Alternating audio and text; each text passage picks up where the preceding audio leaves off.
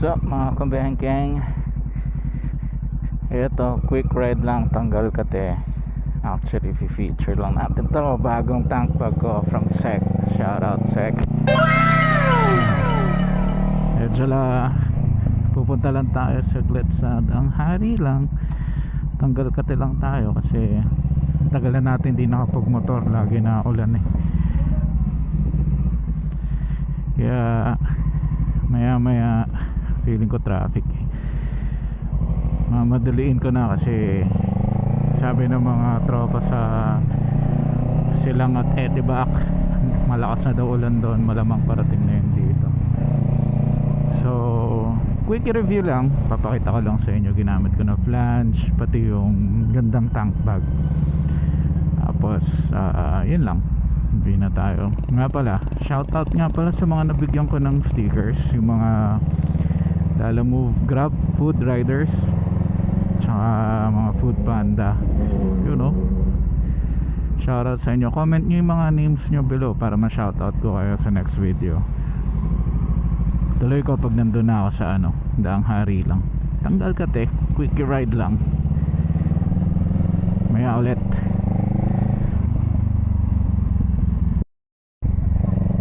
Dito na tayo Danghari. Ayun, makulimlim na dun sa malayo. Uy, nagawa mo sir. Lang po may preno. Dito na tayo bande, para malapit lang kasi pag lumayo pa tayo sure uulanin tayo dun eh. Dito kasi meron mga tambayan dito eh. Steady tambike lang, lapit lang, tanggal kate, makapagmotor lang. At para may pwesto tayo, pang review lang ng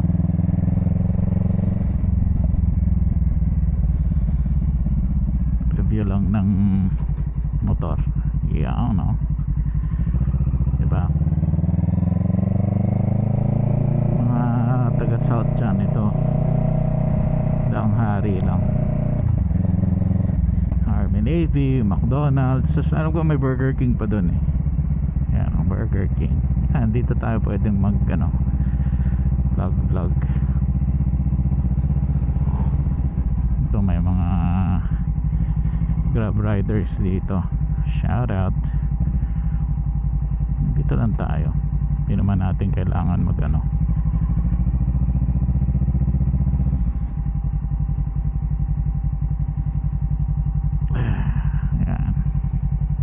ikot lang natin para dun tayo sa likod ulit dumaan mamaya. Tayin lang natin itong mga na to, riders. Pa-vlog din sila. Reels. Doon lang tayo tabi, hindi naman natin kailangan magtagal at baka ulanin tayo.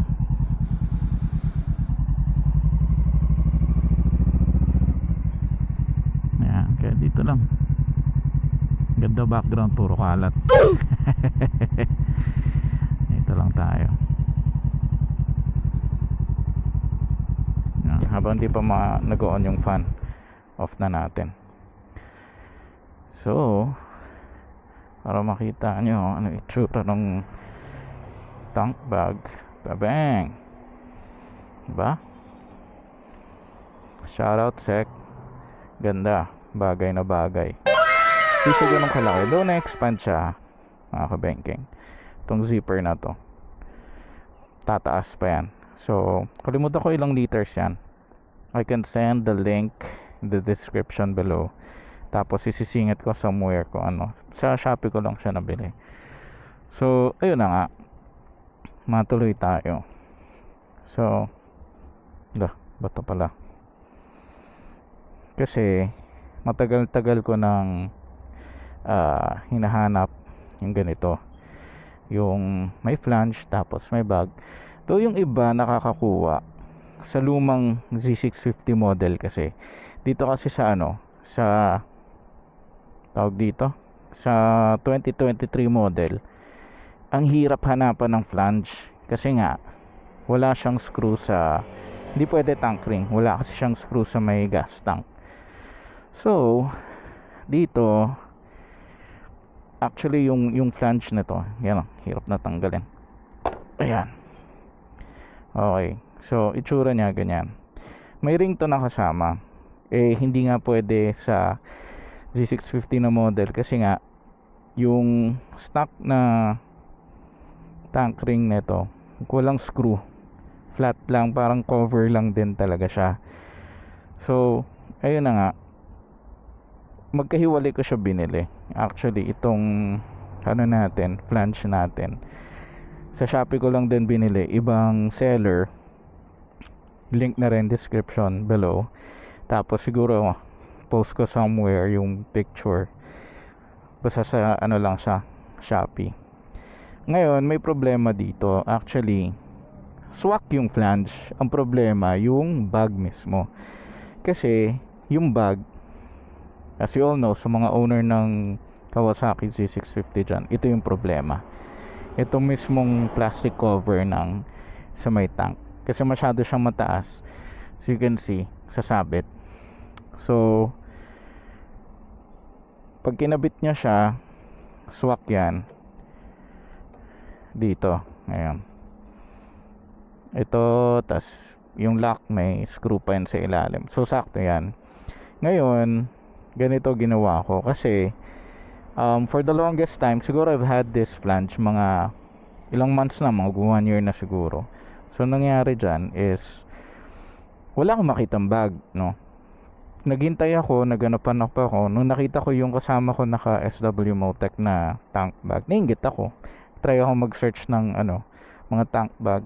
So hindi ko sure kung bago to sa SEC, pero ngayon ko lang siya nakita kasi sa SEC, and sobrang nakakatulong yung reviews sa Shopee. Kaya kayo pa rin sa Shopee kayo, mag-review kayo, kasi ang sabi nila gumagana daw yung swak daw siya sa GV na flange, yung ganito. Kasi yung sa GV malalim ito maikli lang to parang pang Kusama yata to na bag. Yan, ito yung hack ko dyan. Shoutout kay BJ Moto, Motits Moto, isa lang yon. Sabi niya sa akin, kasi pinakita ko yung picture, hindi nga naglalak kasi nga sumasabit dito sa part na to. Iniisip ko kasing ko na lang to, which will take me siguro forever kasi tigas niyan Sabi niya, why not lagyan mo ng spacer yung mismong flange. So ito ginawa ko. Ayan, ewan ko sana nakikita ng maayos. Ayun naglagay ako ng nut sa, hindi siya fit dito sa Allen screw na yan. Okay lang kasi parang nagsilbing spacer lang siya. So nangyari, umangat to, kaya nakakabit ko tong bag. Yun lang yung simple hack doon. So mga magtatanong dyan, unahan ko na kayo, hindi ba papasukin ng tubig yung gas tank ko? Kasi ayan nakaangat. Kung titignan nyo dito sa part na to, ay teka, mahirap yung angulo. Ayan, ayan may space, sobrang laki ng space nya, which is not a problem. Bakit? Kasi yun yung silbi nito. As long as nasasara mo to ng full, yan lulubog pa yan tutwist yung susi, magkiklik. Pag sinilip mo, actually ako hindi ko makita anyway, secure yung mismong gas tank mo. Ngayon papasukin talaga ng tubig to, kahit sa stock hindi ka mag flange. Yun yung silbi nito. Extra fuel pag umapaw dyan pupunta sa butas na yan, tapos malalaglag lang din sa motor. So same shit pagka may pumasok na tubig pag inuulan, di dun lang din ang baksak nya.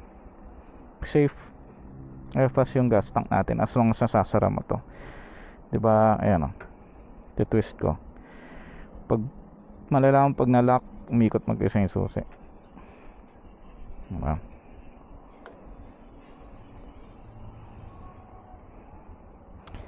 So yun lang, share ko lang yung hack at saka yung yung ito, shoutout SEC, ganda.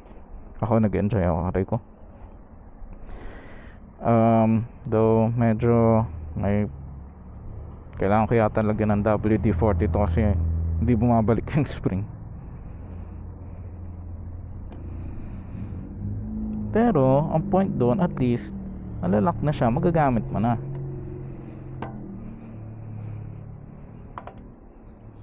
Oops.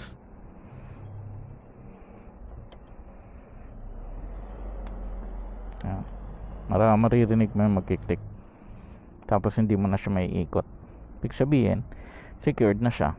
Ayan o. Titignan nyo. Malayo na siya. Hindi na sumasabit.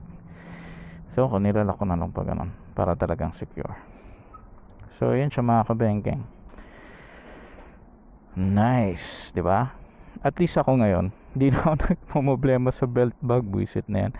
Andyan yung wallet ko, cellphone. Nga pala, may strap na kasama to.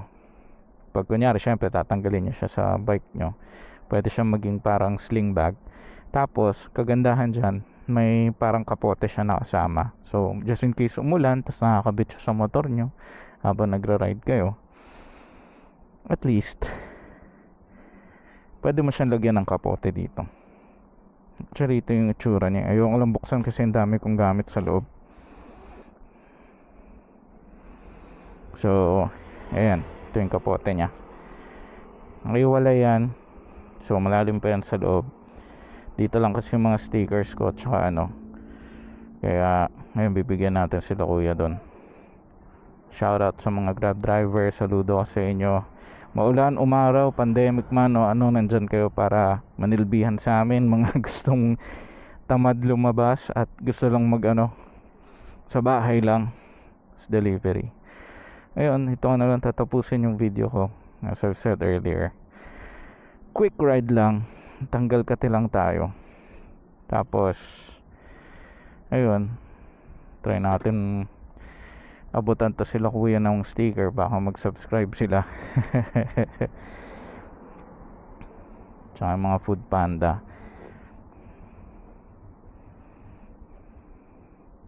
Ready na natin kasi mamaya ayun, siguro dito ko na lang din tatapusin yung video. Sa mga naghahanap, kasi ako naghahanap ako ng tank bag talaga na mag-fit sa 2023 na Kawasaki Z650. So far parang wala akong nakikita sa YouTube, kaya naisip kong mag-create nito, ma-share sa mga nakabili ng 2023 and up. Hopefully makatulong yung hack na yun and yung mga binili ko. So yun lang. Again, if you like this kind of content, don't forget to like, share, hit that notification button, and of course subscribe kayo sa channel ko. Once again, ito si Naughty Rider, papaalala sa mga riders out there, stay safe, ride safe, and I'll catch you all in my next video. Peace. Ito, shoutout kay kuya, ride safe. Yan yung mga bayani natin habang pandemic tayo. Kaya yan, saludo sa inyo mga sirs, mag-iingat kayo lagi sa daan ha. Sige. Shoutout sa'yo. Ingat kayo kuya. Thank you.